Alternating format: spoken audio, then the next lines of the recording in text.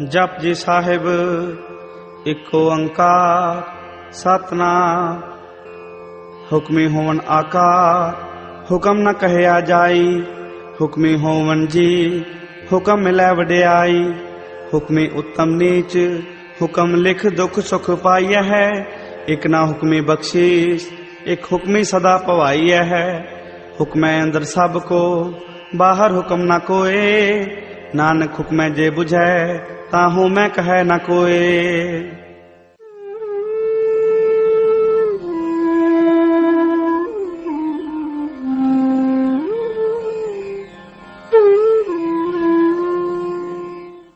जीवन को जीने के दो ढंग हैं।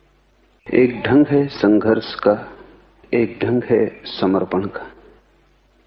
संघर्ष का अर्थ है मेरी मर्जी समग्र की मर्जी से अलग। समर्पण का अर्थ है मैं समग्र का एक अंग हूं, मेरी मर्जी के अलग होने का कोई सवाल नहीं। मैं अगर अलग हूं, संघर्ष स्वाभाविक है। मैं अगर इस विराट के साथ एक हूं, समर्पण स्वाभाविक है। संघर्ष लाएगा तनाव, अशांति, चिंता। समर्पण शून्यता, शांति, आनंद और अंततः परम ज्ञान। संघर्ष से बढ़ेगा अहंकार, समर्पण से मिटेगा। संसारी वही है जो संघर्ष कर रहा है। धार्मिक वही है जिसने संघर्ष छोड़ा और समर्पण किया। मंदिर, गुरुद्वारे, मस्जिद जाने से धर्म का कोई संबंध नहीं। अगर तुम्हारी वृत्ति संघर्ष की है, अगर तुम लड़ रहे हो परमात्मा से, अगर तुम अपनी इच्छा पूरी कराना चाहते हो, चाहे प्रार्थना से ही सही, पूजा से ही सही, अगर तुम्हारी अपनी कोई इच्छा है तो तुम अधार्मिक हो। जब तुम्हारी अपनी कोई चाह नहीं, जब उसकी चाह ही तुम्हारी चाह है, जहां वो ले जाए वही तुम्हारी मंजिल है, तुम्हारी अलग कोई मंजिल नहीं। जैसा वो चलाए वही तुम्हारी गति है, तुम्हारी अपनी कोई आकांक्षा नहीं। तुम निर्णय लेते ही नहीं, तुम तैरते भी नहीं, तुम तिरते हो। आकाश में कभी देखें, चील बहुत ऊंचाई पर उठ जाती, फिर पंख भी नहीं हिलाती, फिर पंखों को फैला देती और हवा में तिरती। वैसी ही तिरने की दशा जब तुम्हारी चेतना में आ जाती, तब समर्पण। तब तुम पंख भी नहीं हिलाते, तब तुम उसकी हवाओं पर तिर जाते हो, तब तुम निर्भर हो जाते हो। क्योंकि भार संघर्ष से पैदा होता है, भार प्रतिरोध से पैदा होता है। जितना तुम लड़ते हो उतने तुम भारी हो जाते हो, जितने भारी होते हो उतने नीचे गिर जाते हो। जितना तुम लड़ते नहीं उतने हल्के हो जाते हो, जितने हल्के होते हो उतने ऊंचे उठ जाते हो। और अगर तुम पूरी तरह संघर्ष छोड़ दो तो तुम्हारी वही ऊंचाई है जो परमात्मा की। ऊंचाई का एक ही अर्थ है निर्भर हो जाना। और अहंकार पत्थर की तरह लटका है तुम्हारे गले में। जितना तुम लड़ोगे उतना ये अहंकार बढ़ेगा। ऐसा हुआ कि नानक एक गांव के बाहर आकर ठहरे। वो गांव सूफियों का गांव था, उनका बड़ा केंद्र था। वहां बड़े सूफी थे, गुरु थे, पूरी बस्ती ही सूफियों की थी। खबर मिली सूफियों के गुरु को तो उसने सुबह ही सुबह नानक के लिए एक कप में भरकर दूध भेजा। दूध लबालब था, एक बूंद भी और न समा सकती थी। नानक गांव के बाहर ठहरे थे, एक कुएं के तट पर। उन्होंने पास की झाड़ी से एक फूल तोड़कर उस दूध की प्याली में डाल दिया। फूल तिर गया। फूल का वजन क्या? उसने जगह न मांगी, वो सतह पर तिर गया और प्याली वापस भेज दी। नानक का शिष्य मर्दाना बहुत हैरान हुआ कि मामला क्या है। उसने पूछा कि मैं कुछ समझा नहीं, क्या रहस्य, ये हुआ क्या? तो नानक ने कहा, सूफियों के गुरु ने खबर भेजी थी कि गांव में बहुत ज्ञानी है, अब और जगह नहीं। मैंने खबर वापस भेज दी है कि मेरा कोई भार नहीं है, मैं जगह मांगूंगा ही नहीं, फूल की तरह तिर जाऊंगा। जो निर्भर है वही ज्ञानी है, जिसमें वजन है अभी अज्ञान है। और जब तुम में वजन होता है तब तुमसे दूसरे को चोट पहुंचती। जब तुम निर्भर हो जाते हो तब तुम्हारे जीवन का ढंग ऐसा होता है कि उस ढंग से चोट पहुंचनी असंभव हो जाती। अहिंसा अपने आप फलती है, प्रेम अपने आप लगता है। कोई प्रेम को लगा नहीं सकता और न कोई करुणा को आरोपित कर सकता है।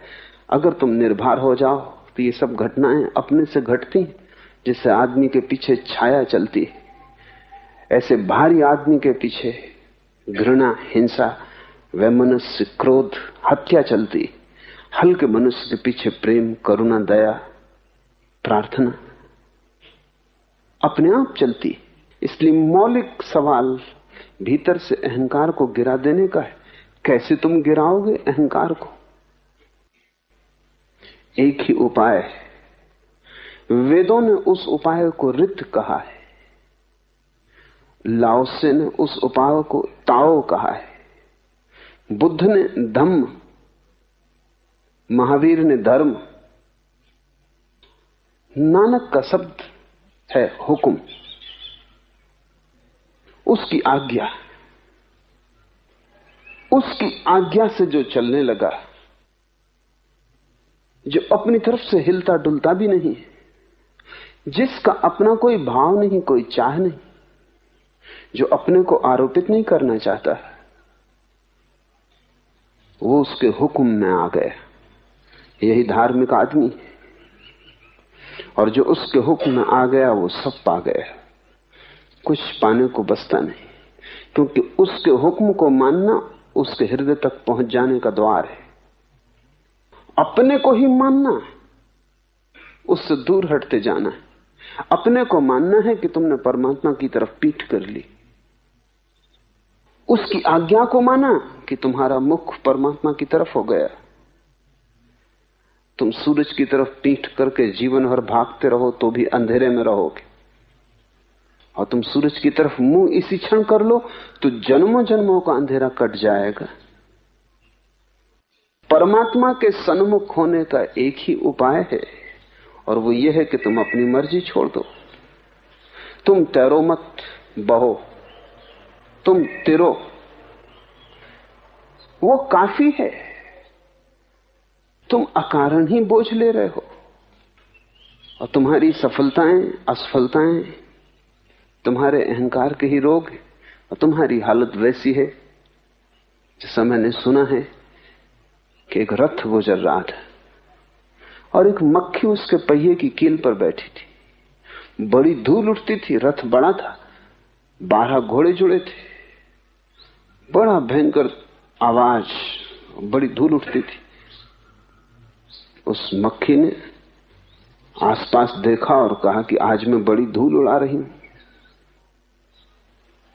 रथ से उड़ रही है धूल, मक्खी कील पर बैठी पर सोच रही है आज मैं बड़ी धूल उड़ा रही हूं, और जब इतनी धूल उड़ा रही हूं तो इतनी ही बड़ी हूं। तुम सफल भी होते हो उसके ही कारण। जो भी तुम पाते हो उसके ही कारण। तुम रथ पर बैठी एक मक्खी से ज्यादा नहीं हो। भूल के भी मत सोचना कि इतनी धूल मैं उड़ा रहा हूं। धूल है तो उसके रथ की, यात्रा है तो उसके रथ की, लेकिन तुम अपने को बीच में मत ले लेना। तुमने सुनी होगी बात उस छिपकली की कि मित्रों ने उसे निमंत्रित किया था और कहा कि आओ आज थोड़ा जंगल में घुमाएं। उस छिपकली ने कहा जाना मुश्किल है, क्योंकि इस छप्पर को कौन संभालेगा, छप्पर गिर जाएगा तो जिम्मेवारी मेरे ऊपर होगी। छिपकली सोचती है कि छप्पर को महल के वही संभाले हुए। छिपकली को लगता भी होगा तुमने सुनी होगी कहानी कि एक बूढ़ी औरत के पास एक मुर्गा था। वो सुबह बांग देता था तभी सूरज उगता था। बूढ़ी अकड़ गई और उसने गांव में लोगों को खबर कर दी कि मुझसे जरा सोच समझ के व्यवहार करना, ढंग और इज्जत से, क्योंकि अगर मैं चली गई अपने मुर्गे को लेकर दूसरे गांव तो याद रखना सूरज इस गांव में कभी उगेगा ही नहीं। मेरा मुर्गा जब बांग देता है तभी सूरज उगता है। और बात सच्ची थी कि रोज ही मुर्गा बांग देता था तभी सूरज उगता था। गांव के लोग हंसे, लोगों ने मजाक उड़ाई कि तू पागल हो गई। तो बूढ़ी नाराजगी में दूसरे गांव चली गई। मुर्गे ने बांग दी और दूसरे गांव में सूरज उगा। बूढ़ी ने कहा अब रोएंगे, अब बैठे होंगे छाती पीटेंगे। न रहा मुर्गा, न उगेगा सूरज। तुम्हारे तर्क भी, बूढ़ी का तर्क भी है तो बहुत साफ, क्योंकि ऐसा कभी नहीं हुआ कि मुर्गे के बांग दिए बिना सूरज उगा हो। लेकिन बात बिल्कुल उल्टी है, सूरज उगता है इसलिए मुर्गा बांग देता है। बांग देने के कारण सूरज नहीं उगते। लेकिन बूढ़ी को कौन समझाए, तुमको कौन समझाए। बूढ़ी दूसरे गांव चली गई और उसने देखा कि सूरज अब यहां उग रहा है, और जब यहां उग रहा है तो हर गांव में कैसे उगेगा। तुम अपनी छोटी बुद्धि से छोटे दायरे में सोचते हो। तुम्हारे कारण परमात्मा नहीं है, परमात्मा के कारण तुम हो। ये श्वास तुम्हारे कारण नहीं चल रही, उसके कारण चल रही है। प्रार्थना भी तुम नहीं करते हो, वही तुम्हारे भीतर प्रार्थना बनता है। इस भाव को ख्याल में ले लें तो नानक के ये बड़े बहुमूल्य शब्द समझ में आ जाएंगे। एक एक शब्द कीमती है। हुक्मी होवन आकार, हुक्म न कहिया ना है, हुक्म न कहिया जाए। हुक्म से आकार की उत्पत्ति हुई। हुक्म को शब्दों में नहीं कहा जा सकता। हुक्म का अर्थ ठीक से समझ लेना, द कॉस्मिक लॉ, वो जो सारे जीवन को चलाने वाला महान नियम, हुक्म का वही अर्थ है। हुक्म से ही जीवों की उत्पत्ति हुई, हुक्म से बड़ाई मिलती। हुक्मी होवन आकार, हुक्म न कहिया जाए। हुक्मी होवन जीव, हुक्मी मिले बड़ाई। जब तुम जीतो तब ये मत सोचना कि मैं जीत रहा हूं, और अगर तुम जीत में ये ना सोचोगे कि मैं जीत रहा हूं तो हार में भी तुम पाओगे कि मैं नहीं हार रहा हूं। वही जीतता है, वही हारता है, उसका ही खेल है। इसलिए हिंदू इस पूरे जगत को लीला कहते हैं। लीला का मतलब है हारता भी वही, जीतता भी वही। इस हाथ से जीतता है, उस हाथ से हारता है। लेकिन जीतने और हारने वाले बीच में ही सोच लेते हैं, जो उपकरण है, जो निमित्त है, जो साधन है, वो समझ लेते हैं हम करता है। कृष्ण अर्जुन को गीता में कह रहे हैं कि तू व्यर्थ बीच में अपने को मत ले। वही कर रहा है, वही करवा रहा है। युद्ध उसका आयोजन है। जिनको मारना है वो मारेगा, जिनको बचाना है वो बचाएगा। तू ये मत सोच कि तू मारने वाला है और तू बचाने वाला है। कृष्ण पूरी गीता में जो कहते हैं वही नानक इन शब्दों में कह रहे हैं। हुक्मी होवन जिए, हुक्मी मिले बड़ाई। हुक्मी उतमो नीच, वही छोटे बड़े को पैदा कर रहा है। ये थोड़ा सोचने जैसा है। अगर वही छोटे बड़े को पैदा कर रहा है तो फिर कोई छोटा नहीं, कोई बड़ा नहीं, क्योंकि दोनों का बनाने वाला वही है।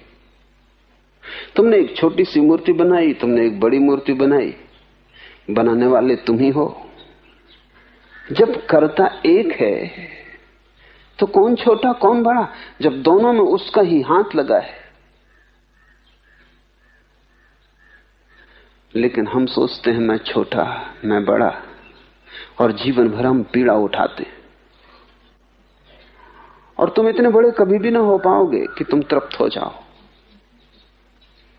अगर तुमने रूप को देखा, अपने आकार को देखा, तो तुम कभी इतने बड़े ना हो सकोगे कि तृप्त हो जाओ। आकार तो छोटा ही होगा, कितना ही बड़ा क्यों ना हो। लेकिन अगर तुमने निराकार के हाथ अपने आकार में देखे, तब तुम तत्क्षण बड़े हो गए। बनाने वाला वही है। एक छोटे से घास को भी वही बनाता है, और दूर आकाश को छूते देवदार के वृक्ष को भी वही बनाता है। अगर दोनों के पीछे उसी का हाथ है, फिर कौन बड़ा कौन छोटा? उसी की हार है, उसी की जीत है। फिर हम सब शतरंज के मोहरे। जीते तो वो, हारे तो वो, बड़ाई मिले तो उसे, बुराई मिले तो उसे। ध्यान रखना, तुमने बहुत बार भक्तों के वचन सुने होंगे, पढ़े होंगे। अनेक भक्त तुमने पाए होंगे कहते हैं बड़ाई तेरी बुराई मेरी। ऊपर से देखने पर बहुत अच्छा लगता है। वे कहते हैं कि जो जो भला है तेरा, जो जो बुरा है मेरा। लगता है बड़े विनम्र है, लेकिन अगर बुराई तुम्हारी तो भलाई उसकी कैसे हो सकेगी? ये विनम्रता झूठी है, ये विनम्रता वास्तविक नहीं है। क्योंकि वास्तविक विनम्रता तो सभी दे देगी, कुछ भी ना बचाएगी। तुमने अपने अहंकार के लिए थोड़ा सहारा फिर बचा लिया, और तुम कितना ही ऊपर ऊपर से कहो कि बड़ाई तेरी और बुराई मेरी, लेकिन जब बुराई मेरी है तो बड़ाई तेरी होगी कैसे? असफलता मेरी और सफलता तेरी, ये बात थोथी। या तो दोनों मेरे होंगे या दोनों तेरे होंगे। इसलिए झूठी विनम्रता और सच्ची विनम्रता में बड़ा फर्क है। झूठी विनम्रता कहती है कि मैं तो आपके पैरों की धूल हूं, लेकिन हूं जरूर। और जब कोई आदमी कहता है मैं आपके पैरों की धूल हूं, तब उसकी आंखों में देखना, वो आपसे अपेक्षा कर रहा है कि आप भी कहो कि नहीं नहीं, आप कैसे, मैं आपके पैरों की धूल हूं। उसकी आंखों में चाह है। और अगर आप मान लो कि बिल्कुल ठीक कह रहे हैं, यही तो मेरा विचार है, तो वो आदमी सदा के लिए दुश्मन हो जाएगा और कभी आपको माफ ना कर सकेगा। बड़ाई भी उसकी, बुराई भी उसकी। हम बीच में आते ही नहीं हैं। हम तो बांस की पोंगरी हो गए, वो गीत जैसा गाया उसका। इतनी भी अकड़ क्यों अपनी बचा के रखना कि अगर भूल चूक होगी तो मेरी, तब तो मैं बच गया। तब तो थोड़ा सा मैंने अपने को बचा लिया। और मैं ऐसा रोग है कि तुम थोड़ा सा बचाओ वो पूरा बच जाता है। या तो उसे पूरा छोड़ो या वो पूरा बचता है। तुम उसकी रत्ती भी बचाओ तो वो पूरा का पूरा बचा हुआ है, वो कहीं गया नहीं, तुमने छिपाया है। नानक कहते हैं हुक्म से आकार की उत्पत्ति हुई। हुक्म को शब्दों में कहा नहीं जा सकता। जीवन में जो भी महत्वपूर्ण है उसे शब्दों में नहीं कहा जा सकता, और हुक्म तो सबसे महत्वपूर्ण बात है, उसके पार तो कुछ भी नहीं है। शब्द तो काम चलाऊ है, साधारण जीवन का काम चल जाता है, लेकिन असाधारण को शब्दों में प्रकट करने का कोई उपाय नहीं। उपाय न होने के कई कारण हैं, वो समझ लेने चाहिए। एक, उस अलौकिक की प्रतीति मौन में होती है, और जिसे हम मौन में जानते हैं उसे शब्द में कैसे कहेंगे? शब्द और मौन विपरीत है। जब उसका अनुभव होता है तब भीतर कोई शब्द नहीं होते, तब परम सन्नाटा होता है। उस परम सन्नाटे में उसकी प्रतीति होती है। तो जिसको शून्य में जाना है उसको शब्द में कैसे बांधिएगा? माध्यम बदल गया। शून्य अलग माध्यम है, शून्य निराकार का माध्यम है। शब्द आकार है, सब शब्द आकार देते हैं, तो निराकार को आकार में कैसे बांधिएगा? इसलिए जिन्होंने भी जाना है उन्हें बड़ी अड़चन है, कैसे कहें उसे? ऐसा ही समझो कि तुमने एक सुंदर संगीत सुना और तुम किसी बहरे को समझाना चाहते हो। सूफियों की एक पुरानी कहानी है। ऐसा हुआ कि एक चरवाहा अपनी भेड़ों को एक पहाड़ के किनारे पे चला रहा। दोपहर हो गई, राह देखते देखते थक गया। उसकी पत्नी भोजन लेकर ना आई। ऐसा तो कभी ना हुआ था। भूख उसे जोर से लगी थी। फिर उसे चिंता भी पकड़ी कि कहीं पत्नी बीमार तो नहीं हो गई, कोई दुर्घटना तो नहीं हो गई। ऐसा कभी हुआ ही ना था, लेकिन वो था बिल्कुल वज्र बहर, बधिर, सुन नहीं सकता था। उसने आसपास देखा कि कोई आदमी हो, देखा कि एक लकड़हारा लकड़ी काट रहा है। वो झाड़ पे चढ़ा था। वो उसके नीचे पहुंचा और उसने कहा, मेरे भाई, जरा मेरी भेड़ों का ध्यान रखना। मैं जरा घर हुआ हूं, पत्नी भोजन नहीं लाई है, दौड़ के अभी ले आऊंगा। वो आदमी भी बहरा था जो लकड़ी काट रहा था। उसने कहा, जा जा, हमारे पास बातचीत का कोई वक्त नहीं, मैं अपने काम में लगा हूं, तुझे बातचीत की सूझी। पर जब उसने कहा जा जा, तो ये समझा कि वो कह रहा है कि जा तू अपनी रोटी ले आ, मैं तेरे भेड़ बकरी की फिक्र कर लूंगा। ये भागा हुआ घर गया, रोटी लेके आया। लौट को उसने अपनी भेड़ों की गिनती की, बराबर थी। धन्यवाद देने गया कि आदमी बड़ा प्यारा है, अच्छा है, ईमानदार है, फिक्र रखा, एक भी भेड़ न भटकी।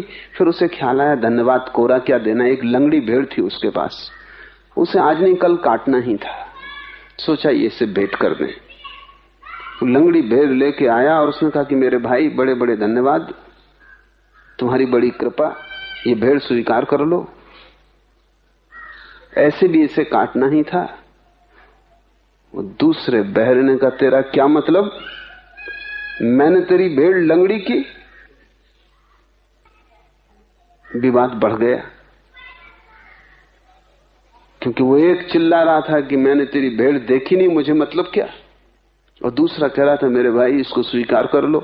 पर दोनों बहरे थे और बड़ी कठिनाई थी। एक राहगीर एक घोड़े पर, एक चोर जो घोड़े को चुरा के जा रहा था, वो रास्ता भटक गया था। वो इन दो आदमियों से पूछने आया था। इन दोनों ने उसको पकड़ लिया। वो भी बहरा था। वो समझा कि पकड़े गए, यही घोड़े के मालिक। ये दोनों उससे कहने लगे कि भाई जरा इसको समझा दो कि मैं भेड़ भेंट दे रहा हूं और ये नाहक नाराज हो रहा है, चिल्ला रहा है। और वो दूसरा बोला कि मैंने इसकी भेड़ों का कोई छुआ भी नहीं, लंगड़े होने का कोई सवाल नहीं। उस तीसरे ने कहा, भाई घोड़ा जिसका भी हो ले लो, मुझसे जो भूल हो गई मुझे माफ करो। ये विवाद चल ही रहा था और कोई रास्ता नहीं दिखाई पड़ता था, क्योंकि कोई किसी की सुन ही नहीं रहा था। तब एक सूफी फकीर वहां से गुजर रहा है। उसे तीनों ने पकड़ लिया और कहा कि हमारा मामला सुलझा दो। उसने मौन की कसम ले रखी थी, जीवन भर के लिए चुप हो गया था। समझ लिया उसने तीनों का मामला, लेकिन अब करे क्या? तो पहले उसने जो घोड़े पर सवार चोर था उसकी आंखों में गौर से देखा। उसने इतने गौर से देखा कि थोड़ी ही देर में घोड़े का चोर बेचैन होने लगा कि यह आदमी या तो सम्मोहित कर रहा है या क्या इरादे। वो इतना घबरा गया कि छलांग लगा अपने घोड़े पर चढ़ा और भाग गया। तब उस सूफी फकीर ने दूसरे आदमी की आंखों में देखा जो भेड़ों का मालिक था। उसको भी लगा कि यह आदमी तो बेहोश कर देगा, देखी जाता अपलक। वो जल्दी से सिर झुका के अपनी भेड़ियों को खदेड़ के अपने घर की तरफ चल पड़ा। तब उसने तीसरे की तरफ देखा। वो तीसरा भी डरा, उसकी आंख बड़ी तेजस्वी थी। जो लोग चुप रहते हैं बहुत देर तक, उनकी आंखों में एक अलग तेज आ जाता है, क्योंकि सारी ऊर्जा इकट्ठी होती है और आंख ही अभिव्यक्ति का माध्यम रह जाती है। जब उसने गौर से देखा उस तीसरे की तरफ, वो भी डरा। उसने अपनी लकड़ी का बंडल बांधा और भागा। सूफी हंसता हुआ अपने रास्ते पे चला गया। सूफी ने मामला हल कर लिया तीन बहरों का, बिना बोले। यही संतों की तकलीफ है हमारे साथ। तीन बहरे नहीं है, यहां 3 अरब बहरे। और जो भी हम कह रहे हैं वो सब संगत असंगत, उसमें कुछ भी नहीं। कोई किसी की नहीं समझ रहा है। जिंदगी में संवाद तो हो ही नहीं रहा है, विवाद चल रहे हैं। संत क्या करें? जिन्होंने मौन रहना सीख लिया है वे क्या करें? बोलने का कोई उपाय नहीं है। वे कितना ही बोले, वो सूफी फकीर कितना ही बोलता तो भी वे तीन बहरे को समझ न पाते। तीन की जगह चार उपद्रव वहां हो जाते। उसने सिर्फ आंख से गौर से उन्हें देखा। संतों ने सिर्फ तुम्हारी तरफ गौर से देखा है और हल करने की कोशिश की, और जो उनके भीतर समाया है वो तुम्हारी आंखों में उंडेलना चाहा है। इसलिए साध संगत की बात करते हैं नानक कि साधुओं के साथ रहो अगर समझना है जो उन्होंने जाना है।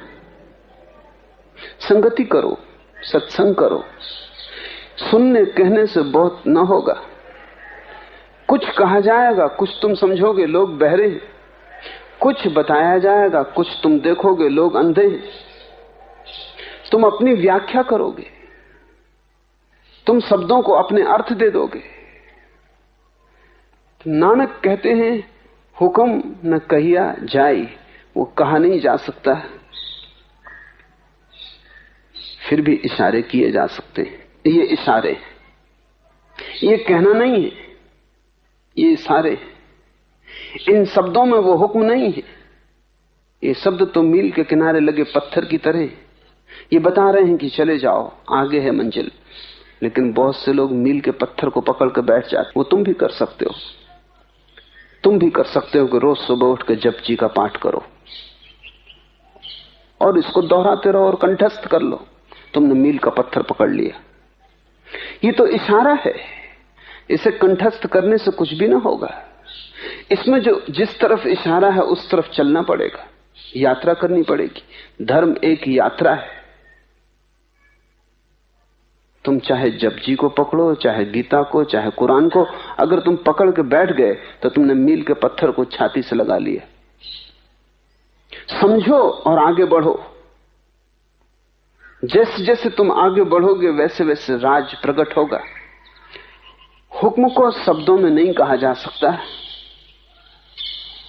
हुक्म से ही जीवों की उत्पत्ति होती है, हुक्म से ही बड़ाई मिलती है, हुक्म से ही कोई छोटा है कोई बड़ा है, हुक्म से सुख दुख की प्राप्ति होती है।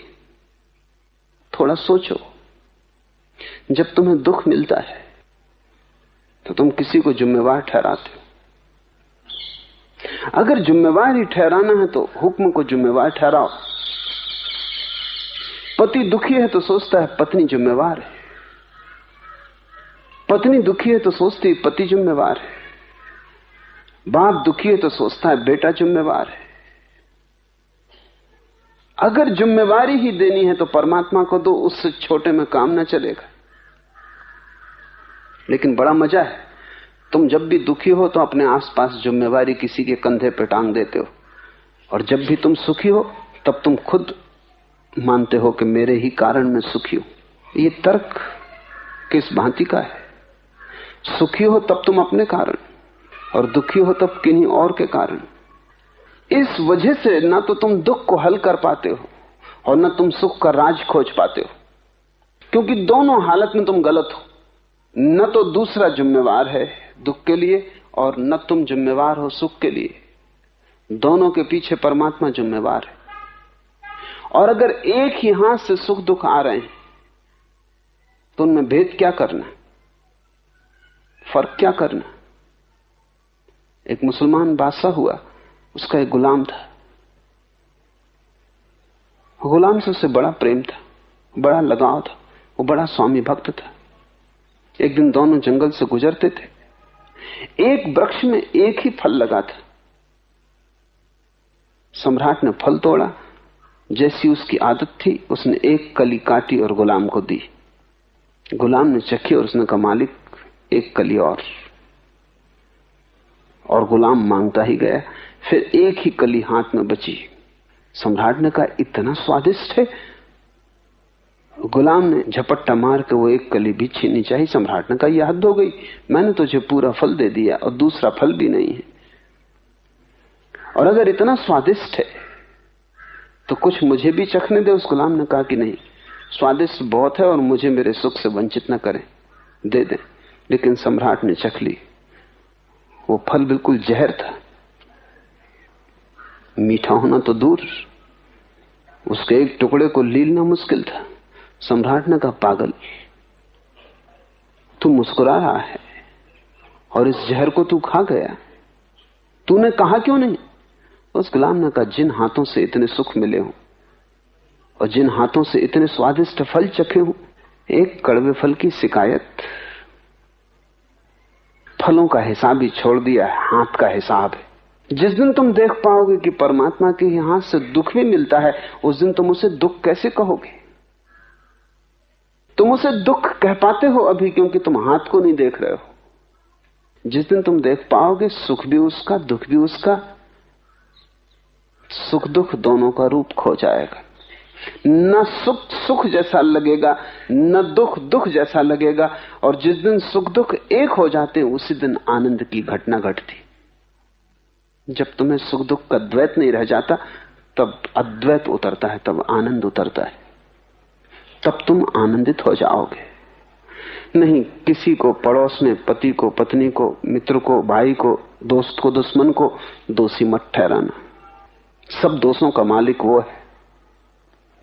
और जब खुशी आए, सफलता मिले, तो अपने को, अपने अहंकार को मत भरना। सब सफलताओं, सब स्वादिष्ट फलों का मालिक भी वही है।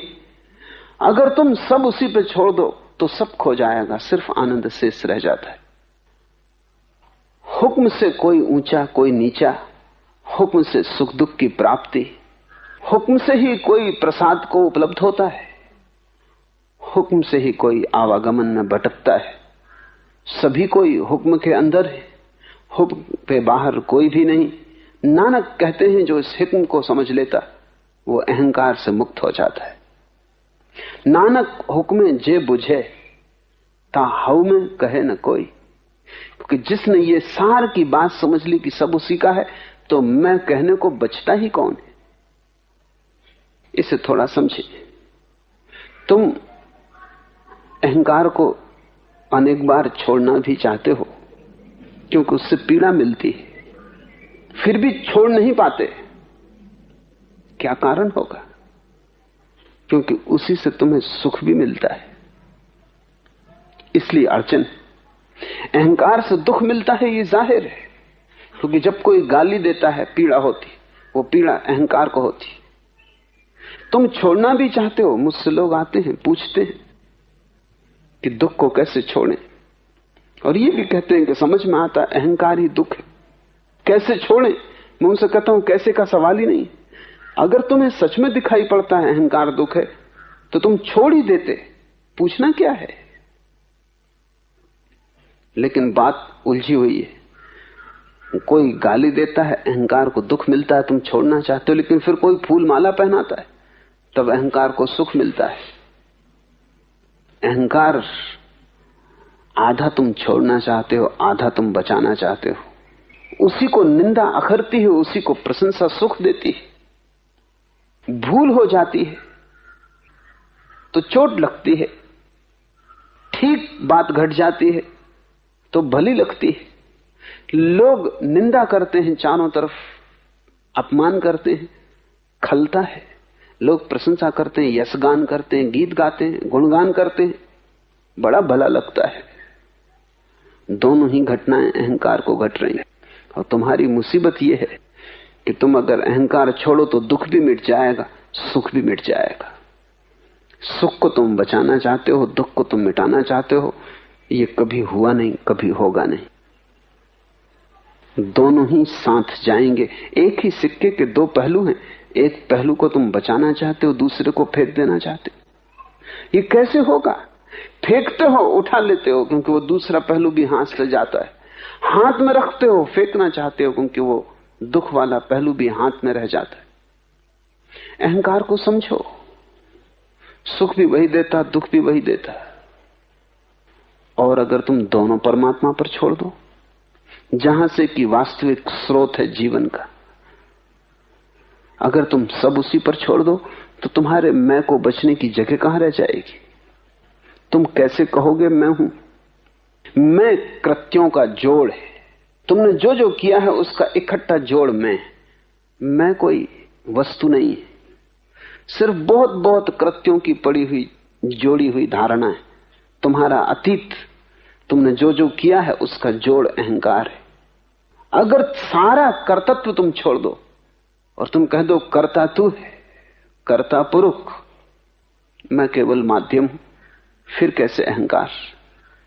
जो उसने करवाया वो मैंने किया, जो उसने नहीं करवाया वो मैंने नहीं किया। पापी बनाया तो पापी, इसे थोड़ा समझो, क्योंकि नानक बड़ी अनूठी बात कह रहे हैं। वो ये कह रहे हैं हुक्म से ही कोई प्रसाद को उपलब्ध होता, ज्ञान को, और हुक्म से ही आवागमन में भटकता है। नानक ये कह रहे हैं कि अगर तुम पापी हो तो भी मत सोचो कि मैं पापी हूं, क्योंकि उसकी मर्जी। ये बड़ी खतरनाक बात है, क्योंकि तुम कहोगे ऐसे तो लोग पाप करने लगेंगे और लोग कहेंगे उसकी मर्जी। लेकिन यही तो मजा है कि जिसने जान लिया उसकी मर्जी, उससे फिर जो भी होता है वही पुण्य। जब तक तुम नहीं जानते हो उसकी मर्जी, तभी तक तुम्हारे उसके बीच एक कलह चल रही। उस कलह में ही पाप का जन्म है। उस कलह से ही सारा दुख खुद को और दूसरे को देने की स्थिति बनती है। जिस दिन तुमने सब उस पर छोड़ दिया, उसी दिन पाप तिरोहित हो जाता है। पाप तुम्हारे और परमात्मा के बीच हो रहे संघर्ष का फल, लेकिन छोड़ना पड़ेगा उसे। नानक कहते हैं वह भी उसी के द्वारा हो रहा है। तुम पापी हो तो वही, तुम पुण्यात्मा हो तो वही।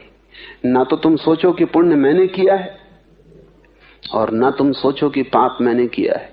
मैंने किया है, यही बात भ्रांति है। एक ही अज्ञान है, मैंने किया है, और एक ही ज्ञान है, कर्ता पुरुष, कि वो पुरुष करता है, मैं केवल माध्यम हूं। हुक्म से बाहर कोई भी नहीं, सभी कोई हुक्म के अंदर है।